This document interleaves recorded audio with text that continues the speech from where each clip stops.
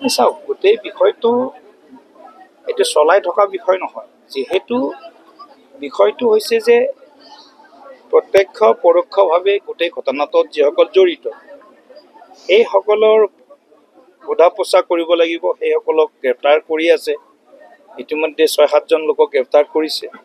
গতিকে চৰকাৰৰ ফালৰ পৰা চৰকাৰে যিখিনি সহযোগ কৰিব লাগে সম্পূৰ্ণ কৰিছে। তদন্ত কৰি আছে SIT। ইয়াৰ পিছত যি শাস্তি বিহিব সেইটো ন্যায়ালয়ে বিহিব। ইতিমধ্যে SITৰ পিছতো এখন ন্যায়িক আয়োগো গঠন কৰিছে। গতিকে চৰকাৰে ইয়াত কোনো কৰাত কৃপণালি কৰা নাই।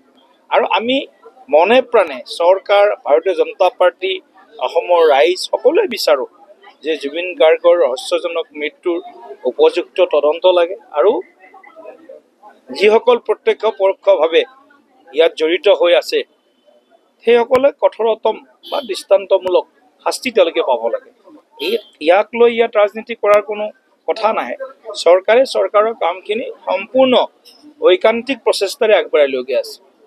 চৰকাৰৰ ওপৰত আমাৰ সম্পূৰ্ণ বিশ্বাস আছে আৰু চৰকাৰে ন্যায়িক প্ৰক্ৰিয়াটো চলোৱাৰ কাৰণে চৰকাৰৰ যি সাহায্য লাগে, সহায় লাগে, সেইটো সম্পূৰ্ণ আন্তৰিকতাৰে সেই সহায় আগবঢ়াই আছে। চাওক, গোটেই বিষয়টো এইটো চলাই থকা বিষয় নহয়, যিহেতু বিষয়টো হৈছে যে প্ৰত্যক্ষ পৰোক্ষভাৱে গোটেই ঘটনাটোত যিসকল জড়িত সেইসকলৰ সোধা পোছা কৰিব লাগিব। সেইসকলক গ্ৰেপ্তাৰ কৰি আছে, ইতিমধ্যে ৬-৭জন লোকক গ্ৰেপ্তাৰ কৰিছে। গতিকে চৰকাৰৰ ফালৰ পৰা চৰকাৰে যিখিনি সহযোগ কৰিব লাগে সম্পূৰ্ণ কৰিছে। তদন্ত কৰি আছে SIT। ইয়াৰ পিছত যি শাস্তি বিহিব সেইটো ন্যায়ালয়ে বিহিব। ইতিমধ্যে SITৰ পিছতো এখন ন্যায়িক আয়োগো গঠন কৰিছে। গতিকে চৰকাৰে ইয়াত কোনো কৰাত কৃপণালি কৰা নাই। আৰু আমি মনে প্ৰাণে চৰকাৰ, ভাৰতীয় জনতা পাৰ্টি, অসমৰ ৰাইজ সকলোৱে বিচাৰোঁ যে জুবিন গাৰ্গৰ ৰহস্যজনক মৃত্যুৰ উপযুক্ত তদন্ত লাগে আৰু যিসকল প্ৰত্যক্ষ পৰোক্ষভাৱে ইয়াত জড়িত হৈ আছে সেইসকলে কঠোৰতম বা দৃষ্টান্তমূলক শাস্তি তেওঁলোকে পাব লাগে। ইয়াক লৈ ইয়াত ৰাজনীতি কৰাৰ কোনো কথা নাহে। চৰকাৰে চৰকাৰৰ কামখিনি সম্পূৰ্ণ ঐকান্তিক প্ৰচেষ্টাৰে আগবঢ়াই লৈ গৈ আছে। চৰকাৰৰ ওপৰত আমাৰ সম্পূৰ্ণ বিশ্বাস আছে আৰু চৰকাৰে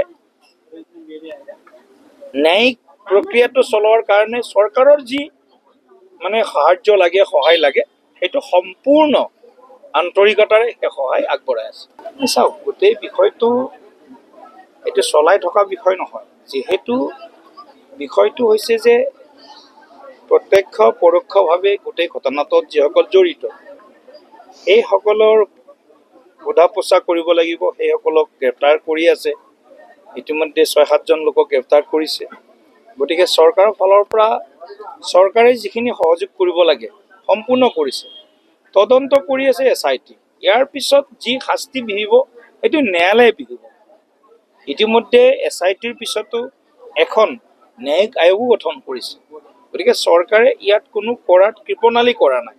আৰু আমি মনে প্ৰাণে চৰকাৰ, ভাৰতীয় জনতা পাৰ্টি, অসমৰ ৰাইজ সকলোৱে বিচাৰোঁ যে জুবিন গাৰ্গৰ ৰহস্যজনক মৃত্যুৰ উপযুক্ত তদন্ত লাগে আৰু যিসকল প্ৰত্যক্ষ পৰোক্ষভাৱে ইয়াত জড়িত হৈ আছে সেইসকলে কঠোৰতম বা দৃষ্টান্তমূলক শাস্তি তেওঁলোকে পাব লাগে।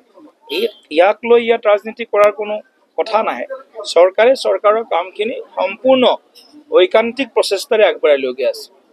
চৰকাৰৰ ওপৰত আমাৰ সম্পূৰ্ণ বিশ্বাস আছে আৰু চৰকাৰে ন্যায়িক প্ৰক্ৰিয়াটো চলোৱাৰ কাৰণে চৰকাৰৰ যি সাহায্য লাগে, সহায় লাগে, সেইটো সম্পূৰ্ণ আন্তৰিকতাৰে সেই সহায় আগবঢ়াই আছে।